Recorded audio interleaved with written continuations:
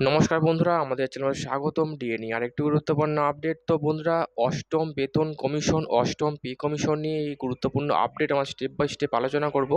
তো অবশ্যই আপনারা ভিডিওটি স্কিপ না করে অবশ্যই পুরোটা দেখবেন। তো তার আগে বলে রাখি, যে সকল বন্ধুরা আমাদের চ্যানেলে নতুন, আমাদের চ্যানেলটির পাশে সাবস্ক্রাইব বাটন, সাবস্ক্রাইব করার পর পাশের যে বেল আইকন সেটিও প্রেস করবেন। লেটেস্ট ভিডিও আপডেটগুলি সবার আগে পেয়ে যাবেন।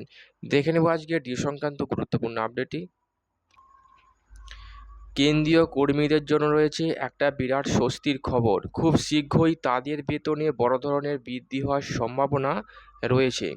সপ্তম বেতন কমিশনের পরিবর্তে খুব শীঘ্রই অষ্টম বেতন কমিশন তৈরি করা হবে বলেও সূত্রের মাধ্যমে জানানো হচ্ছে। আর যদি অষ্টম বেতন কমিশন চলে আসে তাহলে কিন্তু কর্মীদের বেতন অনেকটাই বেড়ে যাবে। এই বেতন বৃদ্ধি ষষ্ঠ বেতন কমিশনের বৃদ্ধির থেকেও অনেকটাই বেশি হবে। সাধারণ নির্বাচনের পরে বেতন কমিশন গঠন নিয়ে আলোচনা করতে পারে কেন্দ্রীয় সরকার। নতুন গঠিত সরকার কেন্দ্রীয় সরকারি কর্মীদের এই নতুন উপহার দিয়ে চলে জানা যাচ্ছে।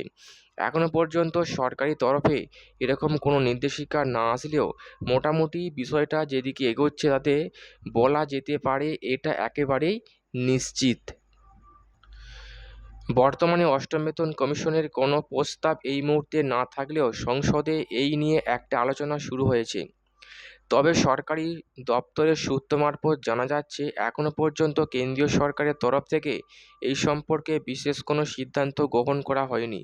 2024 সালের সাধারণ নির্বাচনের পরে যে নতুন সরকার গঠিত হবে তারা এই নিয়ে আলোচনা করতে পারে। যদি সাধারণ নির্বাচনের পর এই নিয়ে আলোচনা শুরু হয় তাহলে অষ্টম বেতন কমিশন গঠন করা খুবই স্বাভাবিক একটা বিষয় হয়ে দাঁড়াবে।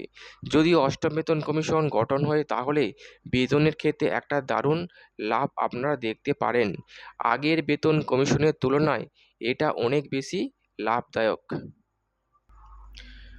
অষ্টম বেতন কমিশন গঠনের জন্য কর্মীদের 2025 বা 2026 পর্যন্ত অপেক্ষা করতে হতে পারে। কেন্দ্রীয় সরকারি কর্মীদের বেতনের ক্ষেত্রে একটা বড় লাভ দেখা যাবে এই অষ্টম বেতন কমিশন গঠন করা হলে।